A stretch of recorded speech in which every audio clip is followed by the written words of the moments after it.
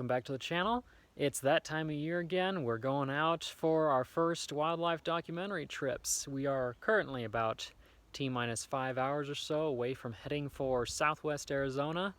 Now, before you head out on a trip to go looking for wildlife, hiking around, herping, and so on, there are a few things that are important to keep in mind. There's a lot of gear that you have to make sure you bring with you in order to stay safe and healthy. So we're just going to go over that real quick here. So I've got my Frog Tog jacket here. This is a nice waterproof jacket that'll fit over just about any other clothing. If it happens to rain, this probably won't happen much in Arizona at this time of year, but you want to make sure that you keep yourself nice and dry, because even in the desert, hypothermia is a real danger, especially at night. Make sure you've always got plenty of water. I've got this. I've also got a 5-gallon jug that I'm taking with me. This is one thing you do not ever want to be without. Make sure you're drinking at least a couple of liters a day. This probably won't be an issue on this trip, but if you're going to places that have lots of mosquitoes and ticks and chiggers in particular, permethrin spray is actually a really good thing to have. This will actually bind to your clothing or tent gear so that it will not actually come off in the environment, so it's safe to use. Always have an outdoor essential kit that has emergency fire starters, signaling gear, rain cloth, mini stove for cooking. In case I don't stop by restaurants, we got our food and snacks here that we will have in the car, because you definitely don't want to go hungry when you're out roaming around. Got your toiletries kit, clothing. We've got sleeping bag and sleeping pad, just in case I am out staying somewhere and I don't find a hotel room. My health is terrible, so I generally stay in a hotel overnight so I get the best sleep possible. That allows me to actually continue traveling. Let's see, what else? We've always got to have a camera, of course. There's no good going out on a trip to film wildlife if you don't have a camera to film with. You got binoculars for finding stuff out in the distance. We've got our mini light, which will hopefully help us film a little better at night if we find anything while road cruising. Got our GoPro camera. We've got a pair of little tweezers for handling small venomous animals, just in case. Now, if you are not proficient with using tools like this, don't use them. It's very easy to injure an animal if you don't know what you're doing with a tool like this. So if you don't have a lot of practice, if you haven't worked around them for a long time, just keep watch from a distance. Don't worry about these. We've got our headlamps for night cruising. We've got notebooks for taking notes on the animals that we find. And also, we've got permits. Make sure a lot of states do require. This is actually a permit for accessing a military base down there, so I'm going to be visiting a couple areas where I'll need that. But also, hunting and fishing licenses are usually something that you will need in order to legally herp in many states. That includes Arizona. And then, of course, underneath the permits, we've got our field guides. Very important when you're going to an area where you're not completely familiar with every animal out there. I am still really working on the birds especially, so the reptiles are just to kind of help me figure out if I'm in the right range for stuff. And then let's see what else. That just about covers it. So yeah, you can see there's a lot of gear that goes into actually taking a safe trip and going down to, especially in the desert areas where you want to make sure you are stocked up on water and food and such. You do not want to get caught out there without supplies. So if you guys head out, make sure you guys pack up nice and safely. But we are just about ready to go. I've just got to throw this in the car and take care of a few more things here at home, and we will be off. Oh, and of course, stupid me, I almost forgot to mention one of our most important tools for this trip, a nice sturdy snake hook. I've been using this one from Midwest Tongs for a while. It's a reliable, nice, heavy-grade aluminum pole. Now, there are some thicker poles that might be used if you're looking for like really heavy-duty flipping, but for the most part, since we don't want to disturb habitat too much, we want to make sure everything gets put back the same way it was when we got there. If I can't flip it by hand, I'm not going to flip it at all. And this is just to be used just in case I have to corral some snakes off the road, or if I want to keep like a rattlesnake from leaving the scene too quickly so I can get a good photo of it. Continue on New Mexico 170. Thank you, GPS. So we're taking a little bit of a different route this time compared to when I went to Arizona last time. I'm heading south on Highway 117 in New Mexico at the moment, and we are coming up on El Malpay National Monument. This is a great place to view the cataclysmic history of the Southern Rockies. A lot of people, when they think of volcanoes in the western U.S., they think of either Yellowstone or all of the volcanoes that are found along the west coast. But really, in the past, all of the Southern Rocky Mountains here through southern Colorado, Arizona, New Mexico were nothing but volcanoes, and the landscape is absolutely covered in massive lava flows. You can actually see it on the side of the road over here as I come through. It's an amazing ecosystem to visit. See all the stuff that is adapted to the lava rocks. This is the northern edge of the range for things like the blacktail, the western blacktail rattlesnake at least, and potentially the Arizona black.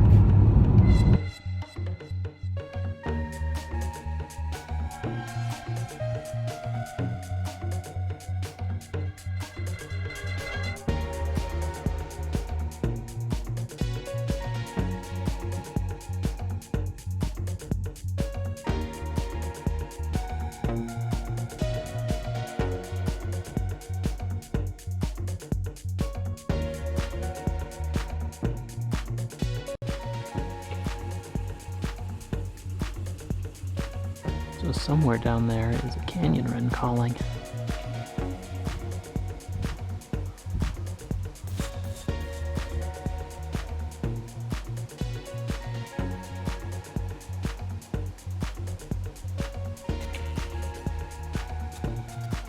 The grand lava flows that took part in cutting this valley open.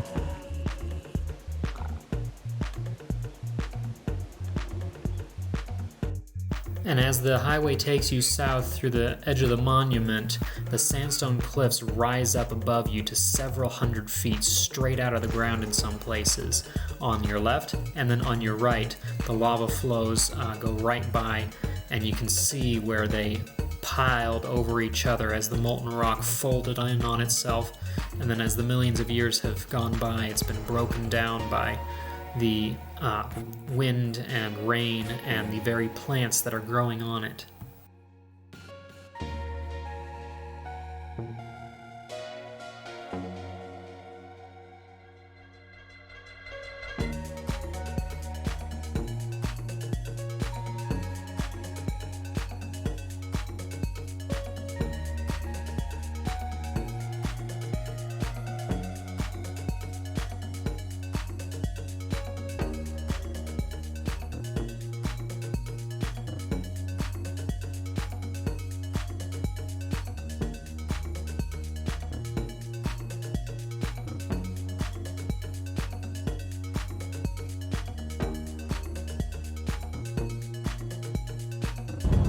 Coming up on Arizona soon here.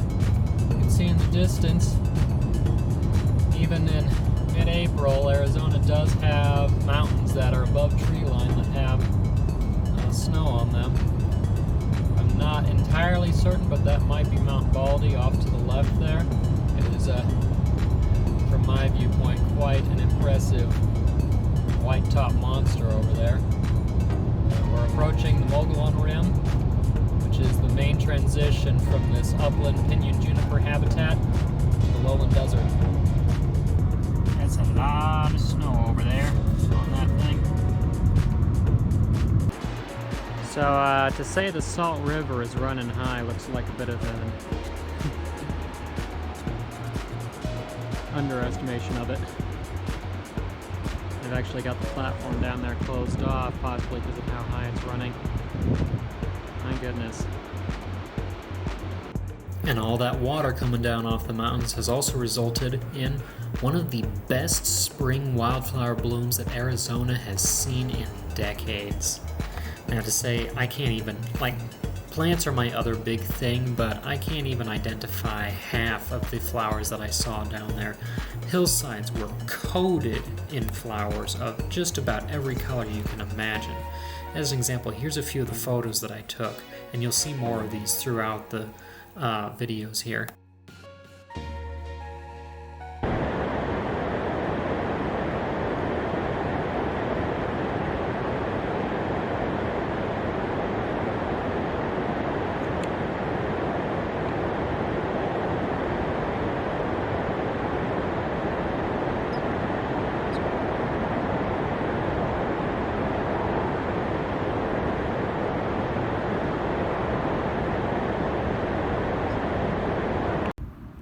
And I've got this little guy right in front of the rock here. Hasn't quite gotten scared off from me. Another one a little greater earless. This one is not in shed. How adorable. So I have never been anywhere where the roadside weeds are miles and miles and miles of bright yellow and orange desert poppies popping up in huge clumps all along the highway here. There's another one. Kind of hard to see. I'll see if I can show out the side here. On the hillside there were a few. There's also penstemon everywhere. Yep. Arizona is very much in full bloom.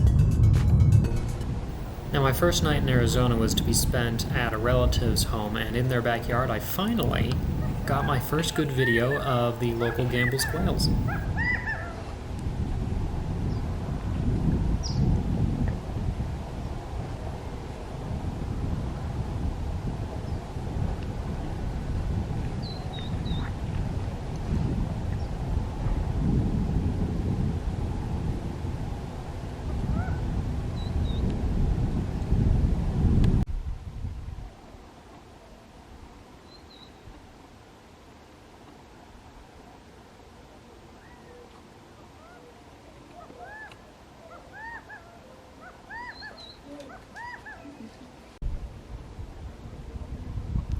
Now he's up on the rooftop.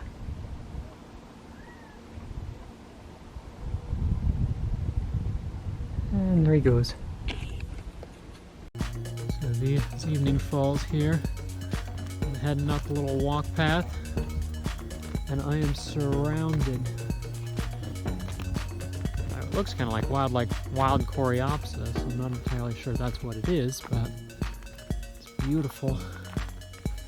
And they are everywhere. Look at this place right now. I have never seen such wildflowers in my life.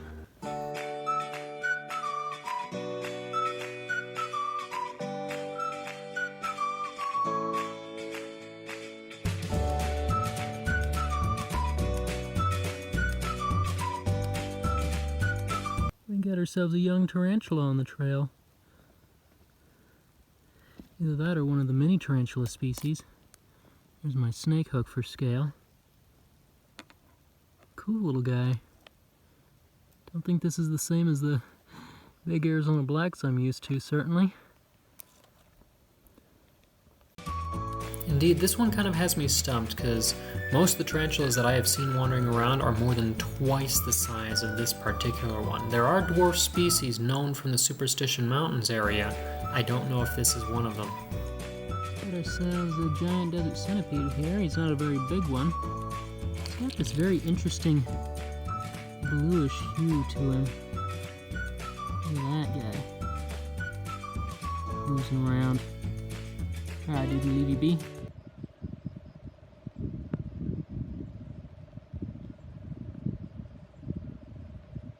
I have no idea what that humming noise is in the background. Whether it's insect or bird or something else. I do hear bats running around though.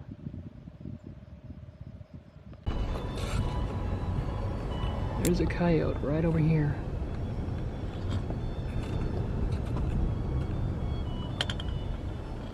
He's right there.